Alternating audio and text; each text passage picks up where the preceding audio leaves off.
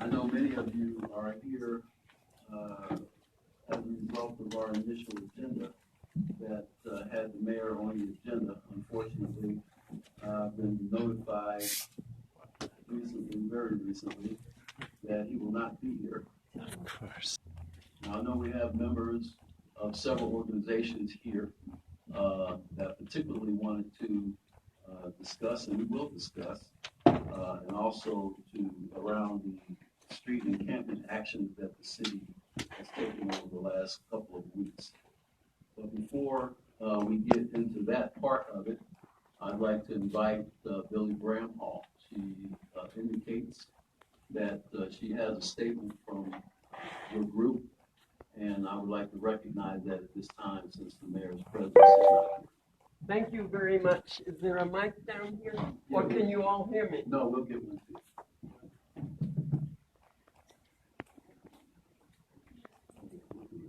This was a brief statement that Denver Homeless Out Loud wrote for the mayor and for the Homeless Commission, which we have great respect for.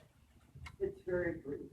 We want to make the Mayor's Homeless Commission aware of what has been going on about the suites.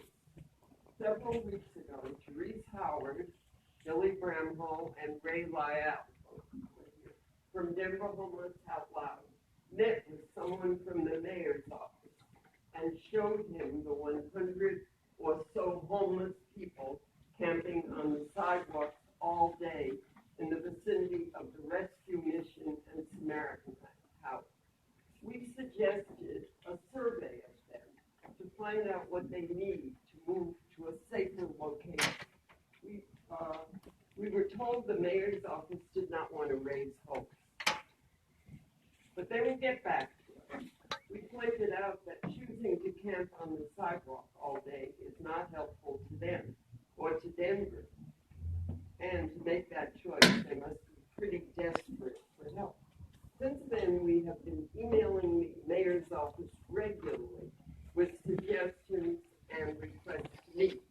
For example, having the various outreach workers interview all of them to find out what they need and help them to better solutions for themselves and for the city. Salt Lake City did this for their homeless people with great success, to the point that their mayor actually got to know and care about some of the cases. The Denver mayor's office informed us that they would meet on this, but they have not initiated a meeting. Instead, they initiated the sweeps and used the police, not outreach workers, criminalizing the homeless. Besides talking to us, they received pleas for a different approach from Tom Lures of St. Francis Center and John Parvinsky of the Colorado Coalition for the Homeless. Instead, these inhumane sweeps continue, which solve no problems. The city also did not consult with this commission, the mayor's own commission on homelessness, in initiating these sweeps. What has happened to Denver's approach of involving those affected in decision making? In this case, including not just the homeless people, the ballpark, the Curtis Park neighborhood, whose working people have been impacted by this as they walk to work and errands. We again urge that you, now I'm talking to the mayor, and the commission, to the extent that you have any influence, take a humane approach to Denver's homeless population instead of treating them as criminals.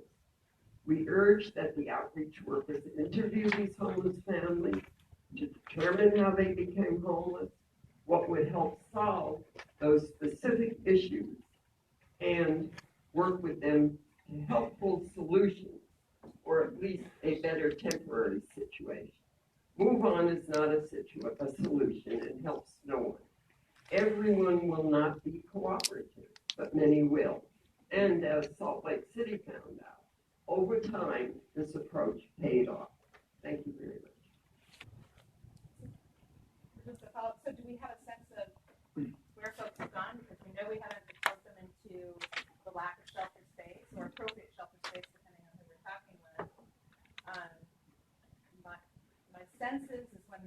June was first implemented, that folks are dispersing and becoming, like, once again, kind of harder to find. Same issue, just not visible. Do we have a sense of where folks have gone? Are the outreach workers reporting back on that? I don't have that data right in front of me, but clearly they've dispersed in different areas. And we have seen an increase in our shelter numbers as well. So some of them clearly have decided to access shelters as well. But as far as to be able to tell you exactly where that dispersal is, I can't tell you. I'm really disappointed that the mayor's not here today. And I was hoping we would have a civil conversation about this in his presence. So that's disappointing to me. I guess a couple other things. One is, you know, if we had all this time to prepare for these, for the dispersal of people, it would have been a good topic for us to have as a commission, I think. Maybe to inform the situation, but certainly to make more aware, all of us, so that we weren't reading about it in the paper or just getting alerts that it was going to happen. Comment. You have no time for comment. Please sit down. We have video footage proving that there was a dumpster there, a dump truck, where they're throwing stuff into it. To answer Councilman Brooks' question about additional access and usage of shelters, we'd happily take more people at Dolores if we possibly could. We've been full to the gills since the day I started almost 9 years ago, winter, summer, spring, or fall. So we have 60 unaccompanied women and transgender folks in there every single night.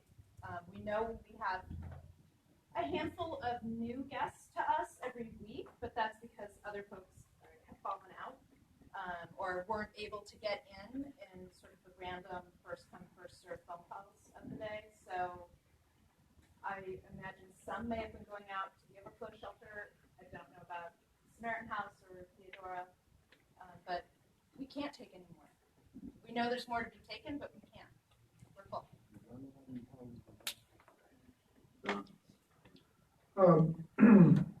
I'm deeply disturbed by a lot of the conversation this afternoon. First of all, I agree with Tom. This was in the offing for a long time. And why we didn't have more conversation as a commission about this, I don't know. But it disturbs me that somehow this group is not being asked for its advice and counsel. And that really distresses me. I was really disturbed and saddened to see on television last week the sweeps. And I kept saying to myself, so where are these folks supposed to go? And I very much appreciate all of the efforts of Denver's Road Home and the staff to reach out to folks. But in spite of all of these good efforts, there are still numbers of people who are being moved along. And I guess my question is, what efforts are we making as a commission, as a city, to figure out how to best serve those people? And I guess I'd like more of a response about where's all this going? Yeah, I was going to respond also to Councilman Brooks' question about service providers and Volunteers of America, who operate two programs we call Safe Havens, specifically for single women with no length of stay. And at the time that the sweeps occurred, we didn't have openings in either of those programs. We may have been able, again, had we been able to maybe talk about this in advance, there may have been some work we could have done preliminarily to assist. But we didn't know until the Friday before that the sweeps were going to occur the following Monday. in our housing, affordable housing, which we have mostly for seniors, but all over the city, the wait list is so long, and many homeless people are on those wait lists. And just recently, HUD is allowing us to move to provide a preference to homeless individuals. But whether we do that or we don't do that, which we will do, the wait list is very, very long for the next available housing, affordable and subsidized housing unit. So there's been some good stuff. One of the challenges, though, is now that people are scattered, it makes it more challenging for our outreach workers to connect with them. And although I think for the most part, folks who are out on the street see the outreach workers as advocates for them, they do feel like they have to dig deeper in. And so it's harder to find them, and that can lead sometimes to challenging or unhealthy situations for people. So I guess part of my point is let's at least give people places where they can feel like they can consistently be, and those might not be the places they were last a couple of weeks ago, but it really helps in terms of connecting with them. Back to the topic of or it's all on the topic of the suites, but I felt like something needs to be clarified regarding the situation going on right now. I'm not sure if everybody quite understands that this was not a one-time sweep. The area by the triangle is not the only area affected. There's actually been ongoing sweeps around the entire city ever since March 8th. This isn't a one-time thing. This isn't a one-place thing. This isn't about the encampments, quote-unquote, by Samaritan House and the Rescue Mission. This is about the active enforcement of the camping ban across the entire city of Denver, which makes it illegal to cover yourself with anything other than your clothing. There's numerous folks, sitting here right now with me, and myself included, that have personal experience of this enforcement. Not around when you're blocking a sidewalk. We're not talking about obstructing passageways here. We're not talking about big structures. We're not talking about lots of shopping carts. We're talking about laying down and covering yourself with a blanket and a tarp. Cops are enforcing that law in mass across this entire city right now. People are being moved out to farther and farther in hidden locations. It is not safe. It is giving people massive sleep deprivation. This is something that I am sure everybody here is concerned about. I hope everybody here is concerned about this. Sleep deprivation is a serious problem. Being moved to hidden corners, out down by the river in some faraway place where you can't be with your crew or be safe, these things are detrimental to everybody's ability to live the life they need to live. Amen. So, can we please consider what it looks like for all of us, myself, all of us that are desperately working to try to solve the crises that are at hand, consider this a crisis. Consider the fact that when I can't lay down and cover myself with a blanket, that's a crisis. That's my home at that particular time. Now, we can talk about the quote-unquote encampments by Samaritan, and we in fact had meetings with numerous people about how we were going to create alternative ways of addressing some of the particular issues in those areas with large amounts of stuff. Sure, that's fine. We can talk about that. That's not what happened. Everybody got kicked out of there and the entire city. Okay? So please, let's not give this idea that this is one location and one time. This is ongoing. And please, let's have an understanding that while we can appreciate all of our work, everybody here does so much great work and works so hard to provide options for people in need. That's not the answer. Shelters, as much as we love them, as much as some people love them, I'm glad they exist, they are not the answer. You cannot tell me to go into a shelter if I don't want to go into a shelter. That is like going into jail. Okay, that's not a solution. No matter how many beds there are, that's not a solution. So let's talk about home, like you talked about. Let's talk about safety. Let's talk about the issues that are on hand right now, and consider what it would be like if everyone here spoke up to the mayor and said, I'm sorry, Mayor, these sweeps are not working. We need to reconsider. We need to let people rest. This is not working. Yeah. Okay, Nathan Woodliff-Stanley with the ACLU of Colorado. And I want to say we are aware of that these sweeps are ongoing. They are not one time. They are ongoing. They are virtually citywide. They are very aggressive. And there is a dispersal going on of people that, that I think is quite problematic. We understand these are complex issues.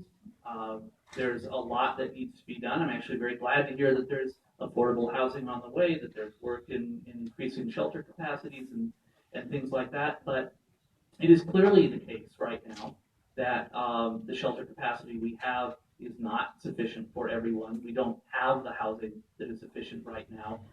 And shelters are not always an adequate or proper solution.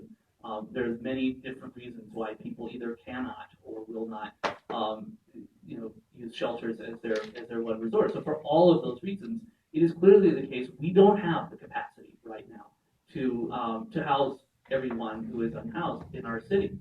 And in that situation, if there is literally no place you can legally go, on public or private property, anywhere, no legal place you can go, as much as I've heard the city say we're not criminalizing homelessness, you have criminalized homelessness.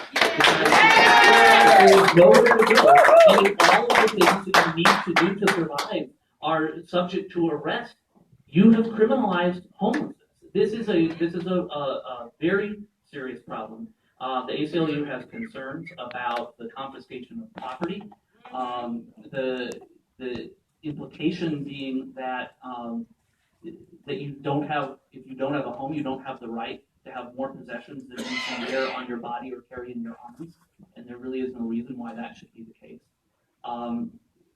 We're very troubled by the notion when there clearly is not sufficient capacity. The labeling of people who are not in shelters as service resistant is an insulting term to them, and we don't like hearing this used. And I'm troubled by the notion that the bottom line is, and I heard this stated in this meeting, that the bottom line is removing encampments, when the bottom line ought to be people's lives. There are at least 11 people who have died of hypothermia already this year in the city. These are lives that matter.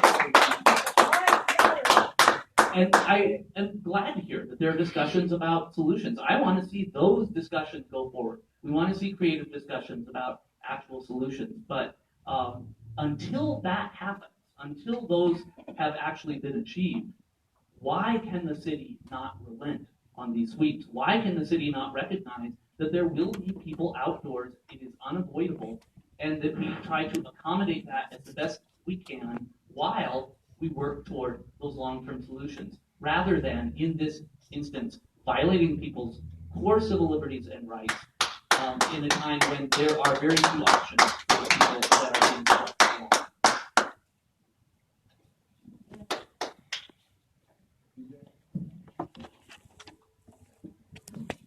Hi, my name is PJ D'Amico. I'm the executive director of the Buck Foundation.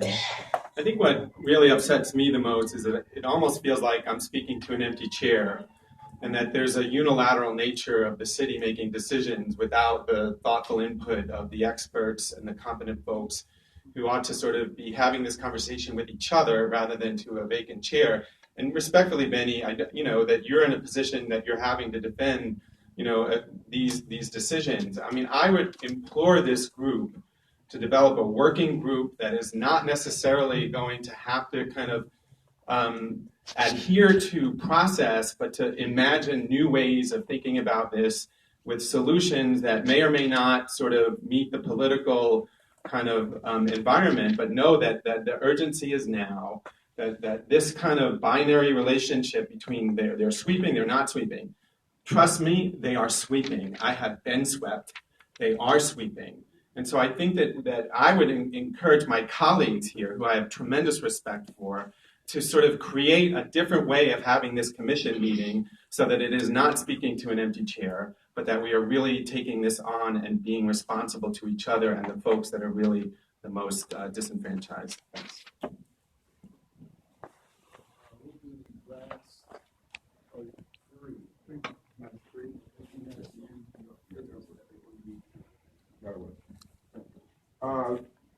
The solution is temporary. What we can do, what y'all can do, is to give us a piece of property to where public owned to use, to where everybody can sleep. Because everybody knows down on the river, when it's cold up here, it's about 10 or 15 degrees colder down there. And that's, I see a lot of my friends that go down there. I tell them like this: if you don't have a warrant, stay where you're at. I'm gonna stay where I'm at until I find a place. I'm a veteran, I'm a Marine. So I don't worry about fighting. That's part of my nature. But the thing is, we need the sleep to stop. I mean, I get ample sleep. I suffer with PTSD, and a lot of times when they come and wake me up, telling me to move, I just went to sleep. Now I got to start this whole process all over again. It don't make sense. I have a voucher. I can't even use it. It ain't worth the paper it's written on. No one is accepting it. Because why? Because they can take the money from people and get twice that much in the voucher. That's ridiculous. You know, everybody talking about the sweep. Yes, we need them to stop. But the number one main thing is you need to listen to the people that are out there on the street. They know what they need. They know exactly what they want. You know, we want houses. We want the sweep to stop. We want a place, a piece of property to where we can go and sleep in peace without being woken up 2 or 3 times a night. That's what we want. That's what we need. It's a temporary solution, yes, until you get the houses built. You say, what, 18 more months before enough houses is built? What about now? We need a place now. We need a safe place now to do what we need to do. You know, people go to work out there. They can't afford to go and rent a hotel room because that don't went up. They can't afford to rent a house because a studio now is just like paying a mortgage. So I'm just saying we need a piece of property temporarily that is not being used by the city, that is not been developing to where we can go and be safe. It's just that simple. That's one solution.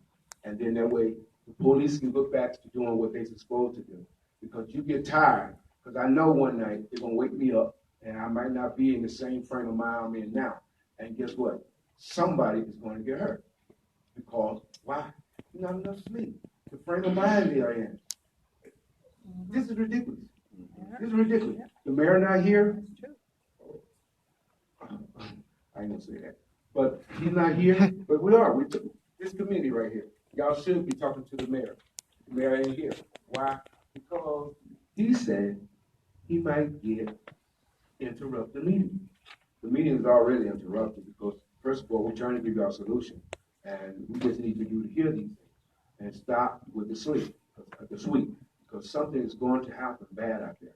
Either a policeman is going to have to shoot somebody out there, or one of the policemen or one of the workers is going to get hurt. This is deeper than what y'all think. I have a God-given right to survive. And no man, not the mayor, not the president, is going to take that away from me. So bring it on to 26 under the tree. That's where I will be tonight. If you really want to know how people sleep and what the police do, I invite each and every last one of y'all to come out there, grab a sleeping bag, and sleep down there. And you can actually see and feel exactly what we feel when the police come down there and say, move on, or keep your bag. You know, this is ridiculous. This don't make sense. You know, I mean, I know God said it came from Jesus on there. We will always have homeless people with us. So if he came from his lip, he knew this. But yet, the city of Denver trying to act like they don't have homeless people or sleeping people down by the river. You know, police officer tell me, you can go down by the river to sleep. Oh, I can break the law down there, but I can't break it up here. That's stupid. But anyway, I thank y'all for indulging me, and I'm sorry about my outburst at the beginning. I just hope y'all understand where I'm coming from. This is coming from the heart.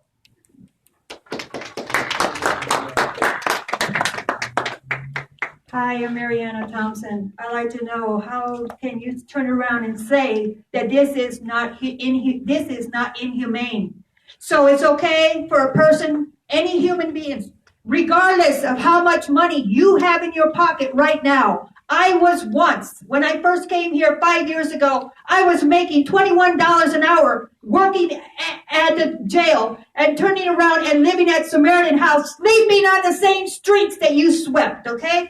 This is inhumane for anyone to have to live on the street.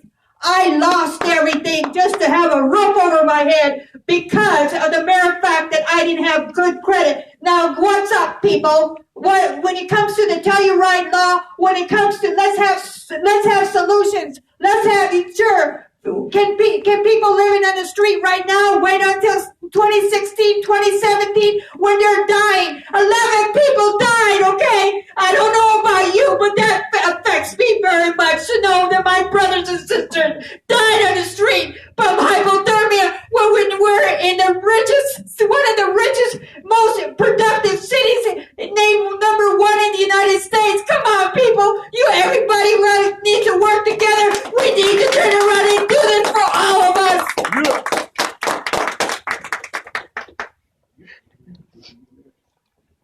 Hi, I truly believe that the mayor is a coward not coming here. You are part of the commission. He should hear your words and take into consideration how you guys all feel about this. Because there's a number of you, you're in to help people. Most of you, from what I've heard. You're here to help people. You care about people. Stop the sweeps. They are inhumane. It's like me, another human being. Other human beings just like you are saying, move along. You don't matter. You don't care. We don't want to see you or even think of you. Pretty much you're trash, and we'll trash your stuff. I do not want to live in a society that treats other human beings like that. I really don't. And if it's come down to that, I mean, are people heartless? We're all human beings. We're all in this together. And for you guys to not have even really known about the sweeps and got input, that is wrong. The mayor needed to be here and hear this from his community and from you on the commission. But it is wrong, and the urban camping ban is wrong. People are dying out there. They're freezing to death. People are dying. If that doesn't get you to make real change, I don't know what could.